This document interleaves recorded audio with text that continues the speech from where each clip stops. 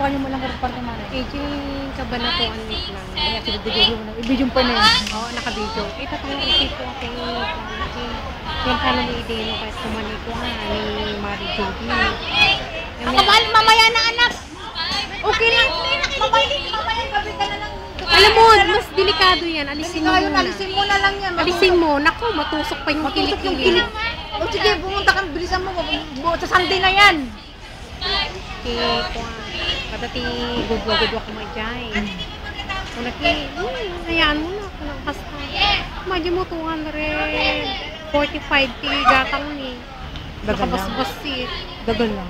Nanginang gamit ti peres-peres na. 550 o ganun. Ano kang 550? 3,500 mare. Depende sa view nga. Depende sa view. Ano nga minigay? As in subdivision sa talaga. Ay, subdivision mo kayo.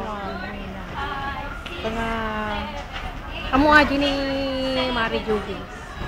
3,500 per square meter, mare. Nagali may masapa lang. Ati ko lang ijay. Ada gate na. Ay, gusto Ipakita ko kanya medyo pay ado ti Facebook inimliming ko kay lain.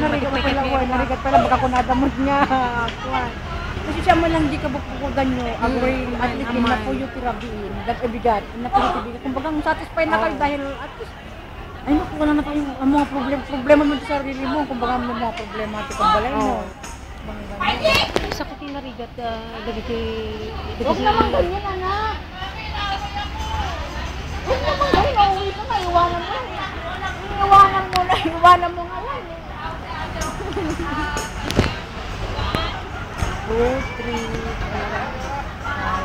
5, 6, 7.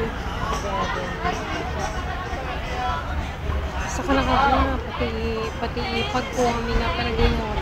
Agugudo at ito kuryente. Dahil ako yung matibagin nila kay ko. At least kayo matitibit. Kung bagang guys, kailangan mo kung mano kita sa mga at least. So, tapos diyawid kami pati doon nga kaban nga bagas nagapo di Isabela. Alam, may mga bulan lang awanin. Awanin. Siyempre sa tiyan mo lang mo lagi si Jake ni Noni timang mga nagadumot. Doon ka ba makanin dati manubulan mare.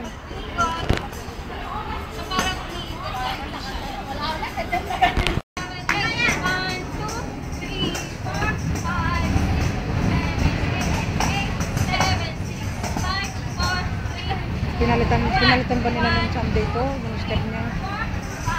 Medyo nag-improve yata. Medyo nabiyang boring, wala talaga. 3, 4.